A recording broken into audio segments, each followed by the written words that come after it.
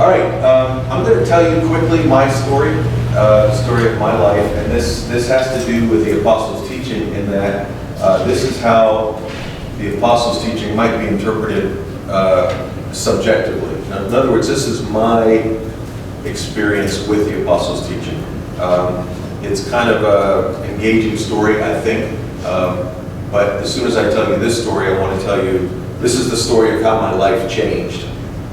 Then I'm going to go right into the story that changed my life. Get the difference? This is the story of how my life changed, and then I'm going to tell you the story that changed my life. When I was 12, we moved from Long Island, New York, and there my mother was Irish, and she had a scandalous marriage to an Italian man, which back in those days was kind of looked down on and was thought of as, like a risque thing to do. Except that my mom was very serious Catholic, went to a Catholic girls' school, and my dad was very serious Catholic, Italian.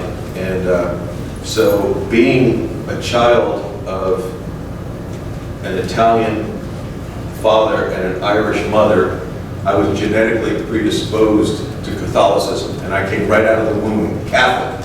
And so we grew up very serious Catholic, and my dad would even attend Catholic Mass. He was a stockbroker in New York City, and he would attend Mass during 40 days of Lent every day, so he was that serious.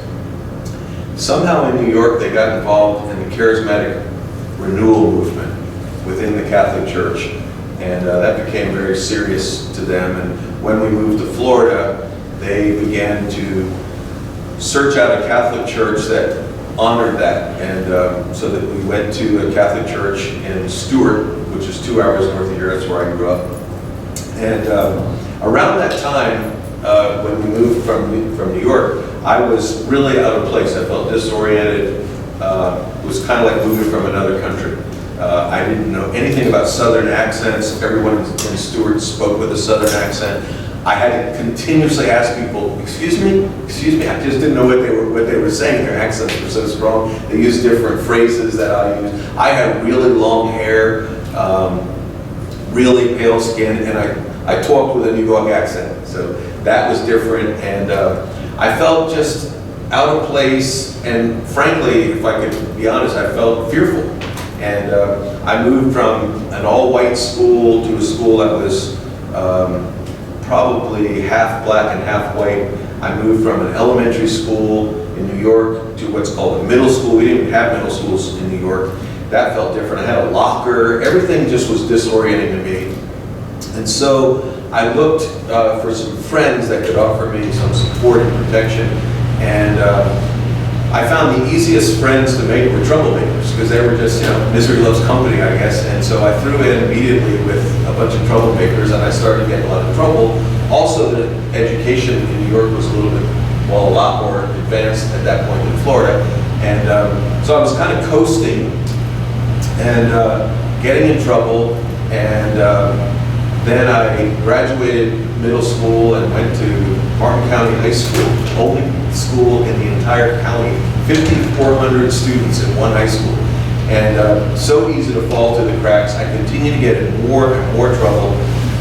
By the time I was finished with my sophomore year, the administration met with my parents to urge them to find alternative means of education for me, which for me meant having to commute every day to a Catholic school in Fort Pierce, which was like a 45-minute drive, and I carpooled with other students whose parents were told to find them alternative means of education, meaning that every day I was 45 minutes in the car with troublemaker kids, and I was a troublemaker.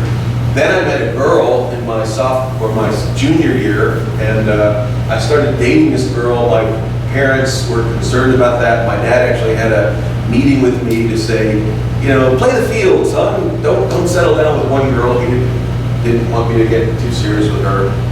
We continued to date. I graduated from a Catholic school in Fort Pierce. I enrolled in Indian River Community College, still a troublemaker, and doing what all young troublemakers did in Stewart, which was to work construction. There was so much construction. I was working on a construction site in Port St. Lucie for a roofing company which was owned by my girlfriend's mother's boyfriend. And I was on a roof in Port St. Lucie. I picked up a scrap of plywood on a flat deck of a roof. My girlfriend's brother was holding the other end, and it was piled up with debris. We were going to throw it onto a trash heap. We threw one, we threw two, we picked up the third one, and I stepped toward him. Unbeknownst to me, it was covering an air conditioner cutout. So I stepped right into the hole. I rotated in the air and landed upside down on a sawhorse, suffering what's called a compression fracture, where all your vertebrae, like do an accordion, and they all come together and one of them breaks. And so immediately I was on the ground, and I could tell something was dramatically wrong. They took me to Martin County High School. They performed surgery the next day to install 2 titanium rods in my back.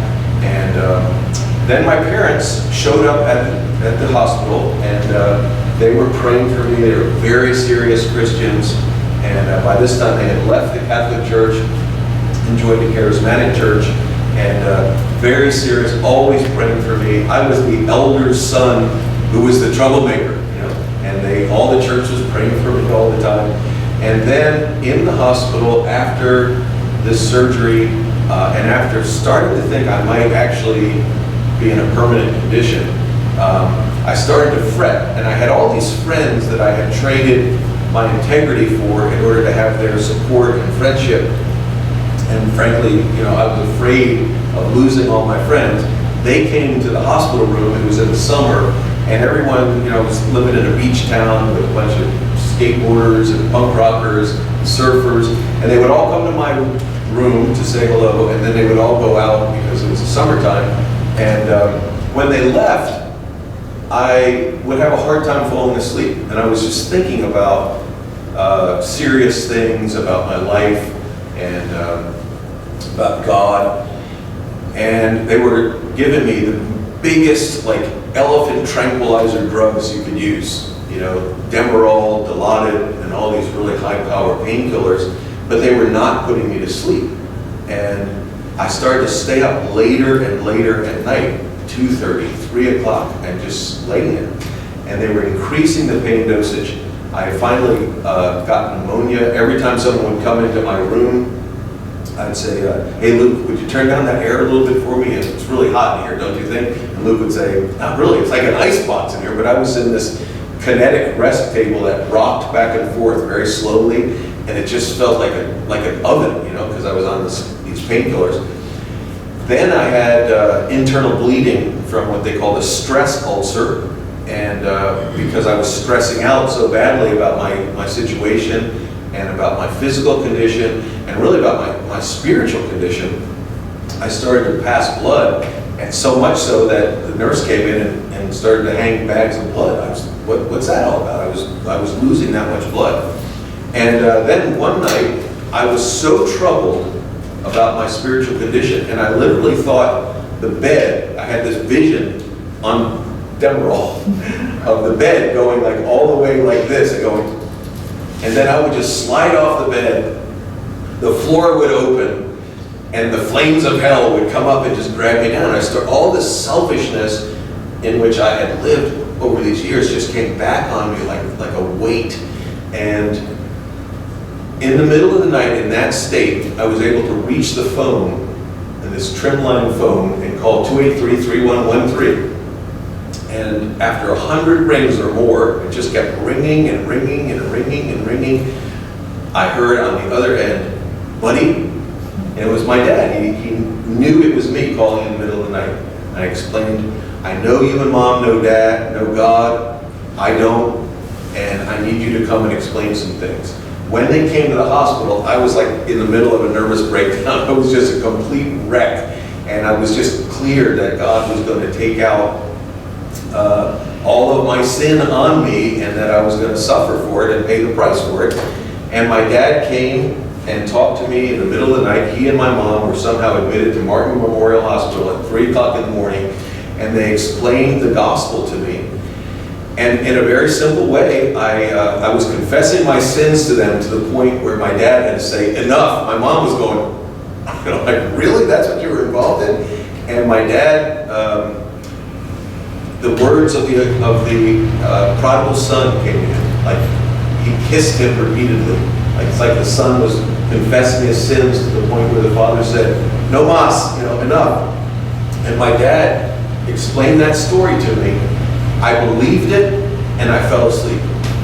The next day, my girlfriend came in, and I said, something happened to me in the middle of the night. And she said, what was it? I said, I think some people call it like being born again. I didn't know what else to call it. So she was in her punk rock haircut on her way to work, kind of freaked out.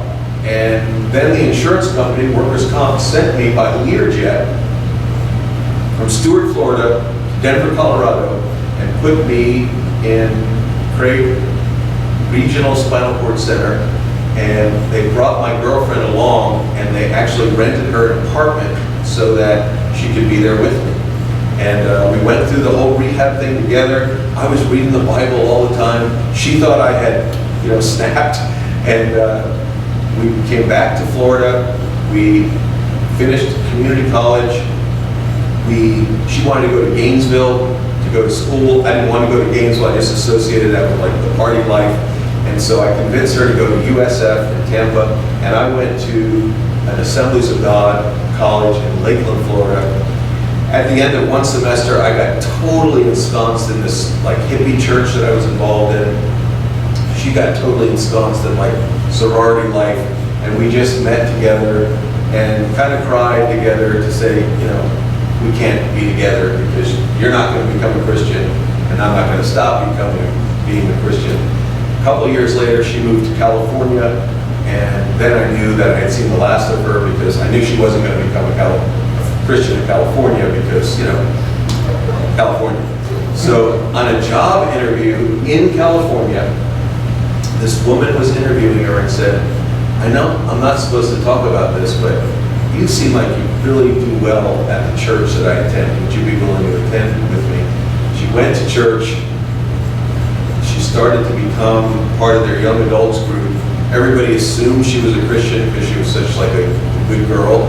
And eventually she pulls the young adult leader over and says, everybody thinks I'm a Christian. I'm not a Christian. Would you like to be? I really would like to be. She becomes a Christian. We start corresponding with one another. I sent her a plane ticket.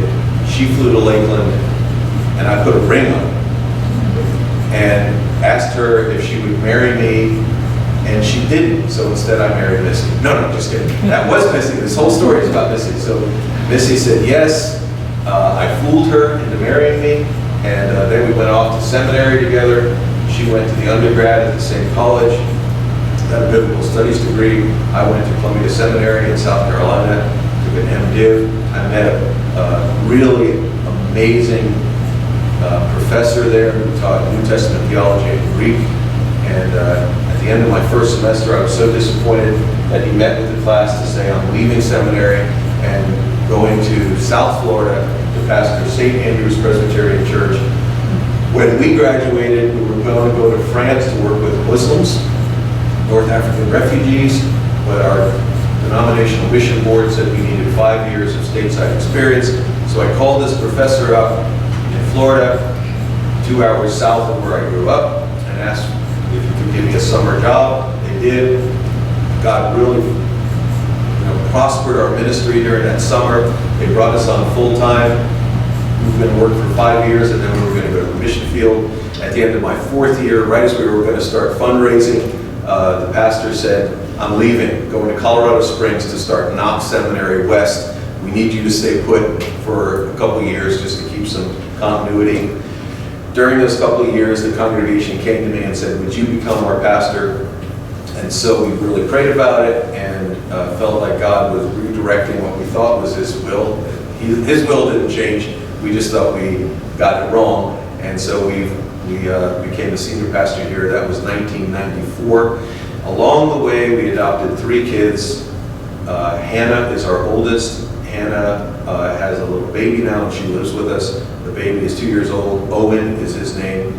Our son Theo just popped his head in. He plays the piano here at the second service. And our youngest is Maddie, and she plays the gitbox, the guitar, on Sunday morning. So that's my story in a really quick summation. Gives you just a little bit of my interaction with the apostles' teaching. Grace isn't holding up the cue card, but are there any cues, any questions you guys have on my story? Just, I know it's a really quick summary, but.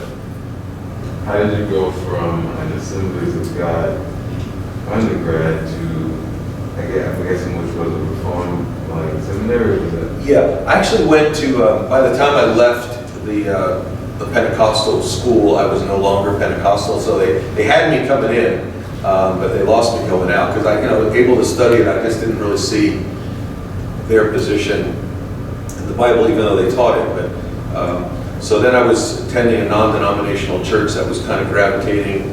It was a hippie church that was becoming more, I guess, orthodox, and then the elders decided to catechize the members in the Westminster Catechism. So I started to look at Reformed theology. I went to a non-denominational seminary on purpose because I wanted to have all the evangelical pathways in front of me. And I actually tried to become a Baptist, but I did swing over in my views on baptism and on spiritual gifts, so I came out Reformed.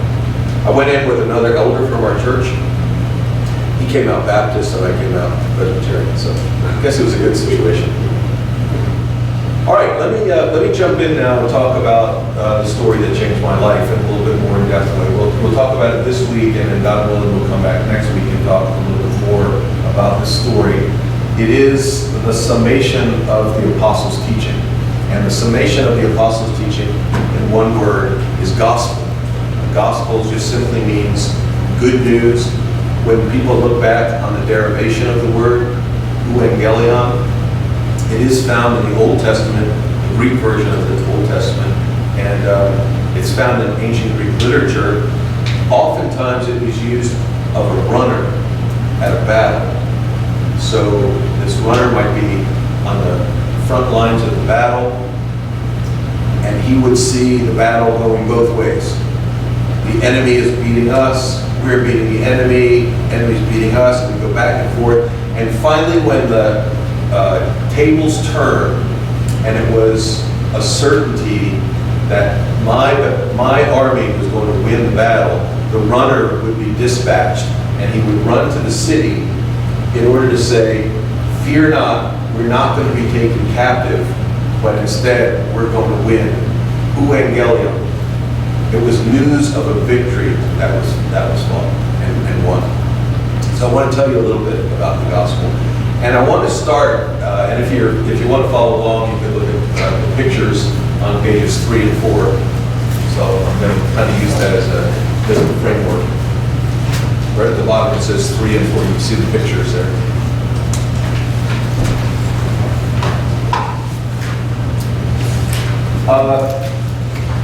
I want to start off this story at the beginning. It's a good place to start. And in the beginning, God made all things. And He didn't make all things because He was lonely. I know sometimes when we put our kids to bed, they say, Mommy, why did God make everything? Was He lonely? And because it's late, we say, yes, He was lonely. And then we leave the child alone. But we all know that God was never lonely, because, as one theologian put it, at the center of the universe, there's an eternal community. Father, Son, and Holy Spirit are in eternal community together. They were never lonely. God never needed a worshiper. God the Son always beheld the face of His Father. And when He looked at the face of His Father, He was looking in the very face of beauty. And it says of God the Father, speaking of God the Son, that the Son is the overflow of His glory, the exact representation of His nature. And so God the Father looks at the Son, who is the perfect reflection of Himself and the perfect reflection of ultimate beauty, and He worships. God the Father worships the Son, God the Son worships the Father. They never needed worshipers. They never needed company. They always had perfect company. And yet, out of the overflow of God's joy that he has, God the Father and God the Son, as he worships through the Spirit, out of the overflow of that, all things come into being by the word of his power. And then God makes all the heavenly spheres and the heavenly realms and heavenly beings. And then he makes animals, and one animal that is made in his image. And then he enters into a relationship with that animal, man. And Bonnie and I have known each other for a long time, but we've never had a formal contract. Isn't that right, Bonnie? Formal contract to govern our relationship. But Bonnie knows that it would never not be cool for her to come up and say, "Oh, TJ, I like your glasses," and then take off my glasses. They go, "Boop," and poke me in the eye. That would just be a transgression of the unspoken social contract that exists between Bonnie and I. God did not leave the contract unspoken as he makes the one creature made in his own image who can relate to him. And he actually codifies or officiates that relationship and states it. And I want to reduce it to simpler terms for us. Okay? So this is the covenant or the relationship between God and man. Obey and live, disobey and die. And the mechanism that God gave, the gauge for telling how that covenant or contract was intact or broken, was one command: of all the trees of the garden you may eat, but of the tree of the knowledge of good and evil you may not eat. And God knew that this contract would be broken upon eating of the fruit of the tree of the knowledge of good and evil. Now, let me ask you as a class, because you look like very bright people.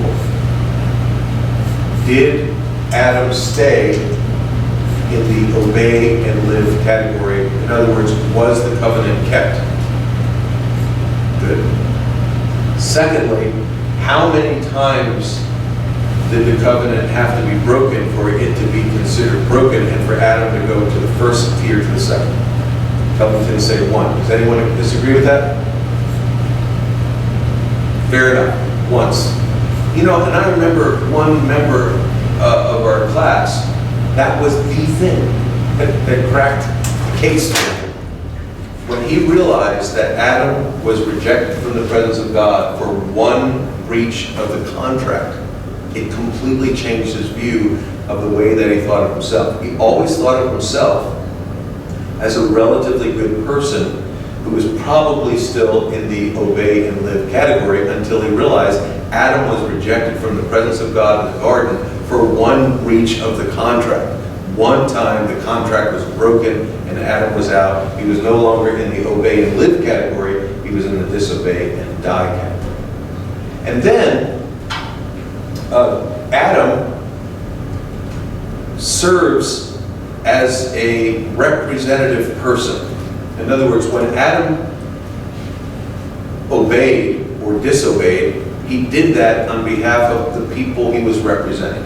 Now again, we just came through a traumatic political time in our nation, and I don't want to further traumatize you, but you may be personally opposed to slot machines. You may think slot machines are the worst things and that we shouldn't have them in South Florida.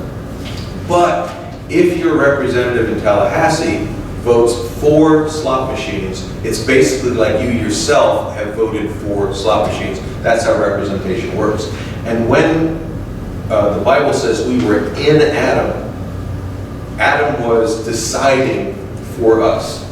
And when Adam broke the covenant was broken for us. It was exactly as if Raphael broke the covenant, even though you weren't actually there. Somebody did it for you, somebody did it representing you.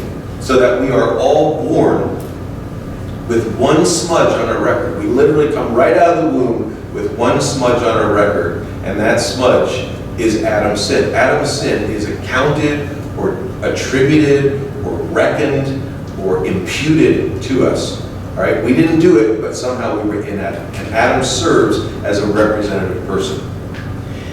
When Adam sins, if you had been there with a video camera, right now I'm on a video camera, if we had installed a video camera in the Garden of Eden, what would you have witnessed on videotape when Adam and Eve broke the covenant? In other words, what were the effects that you would actually see in a palpable, tangible, visible way? Anyone? Bonnie? Nothing, they were hiding. All right. Well, you see that. You'd see them hiding.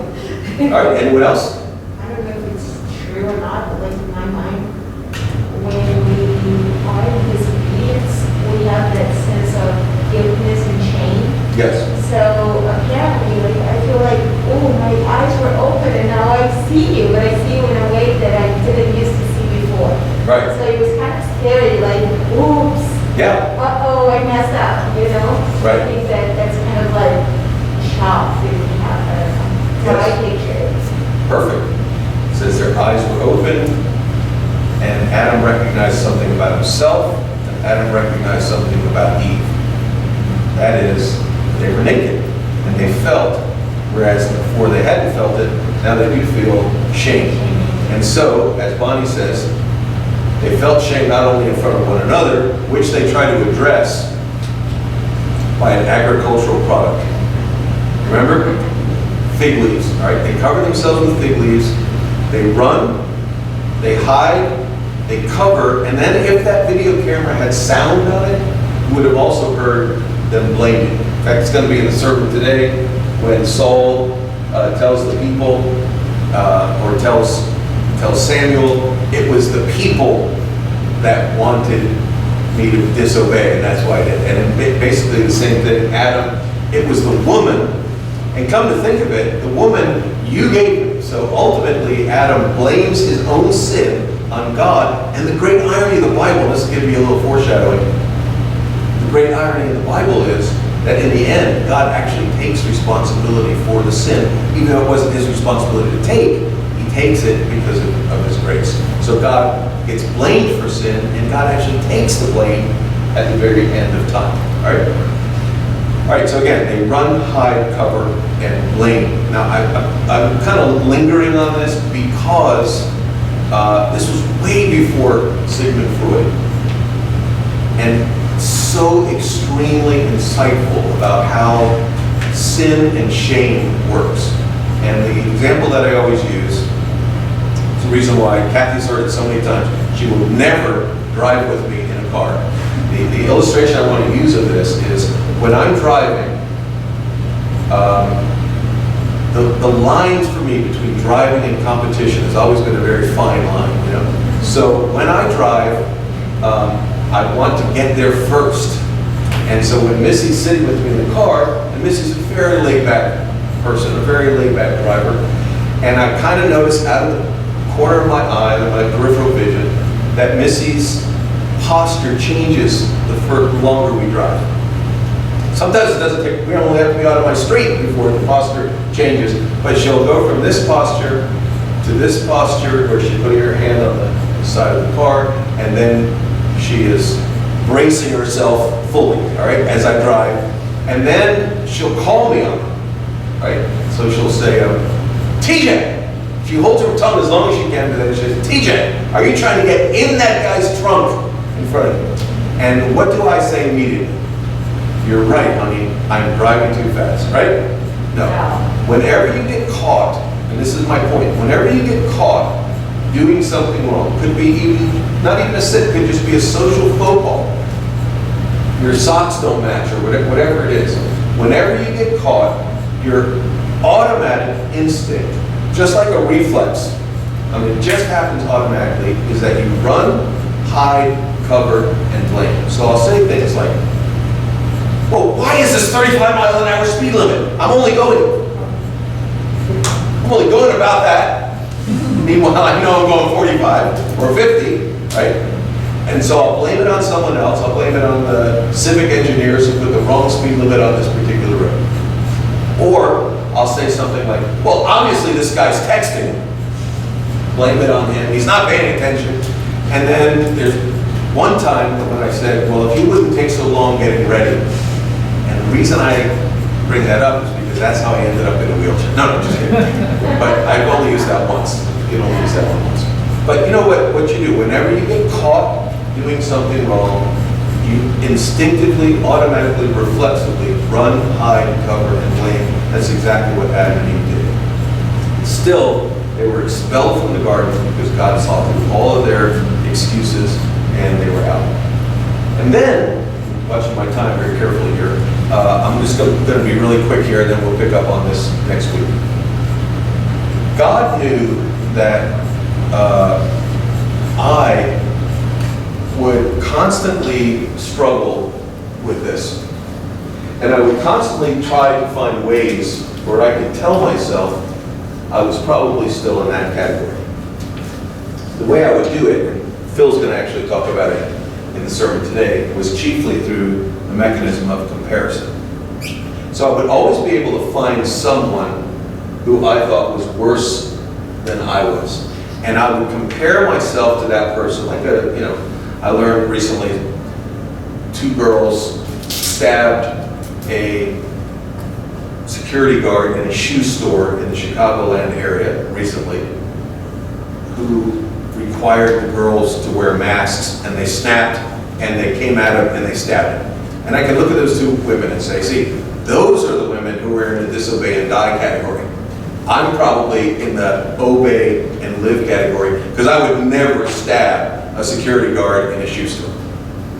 And we're always able to find someone who's worse off than we. I mean, even Adolf Hitler would probably say, well, I'm not Genghis Khan, or I'm not Attila the Hun, or whatever, So we can always find someone, but God doesn't want us to labor under that misconception, and He wants all of us to realize that every single one of us, from the womb, we are already in the disobey and die category.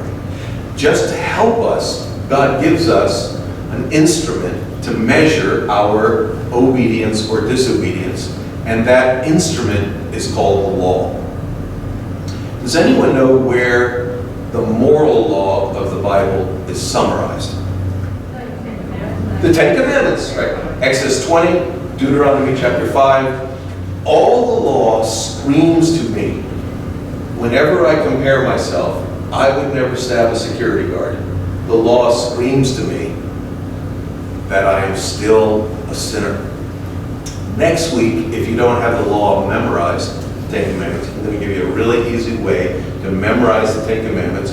And we're just going to quickly go through the commandments to see how you routinely break the commandments every day.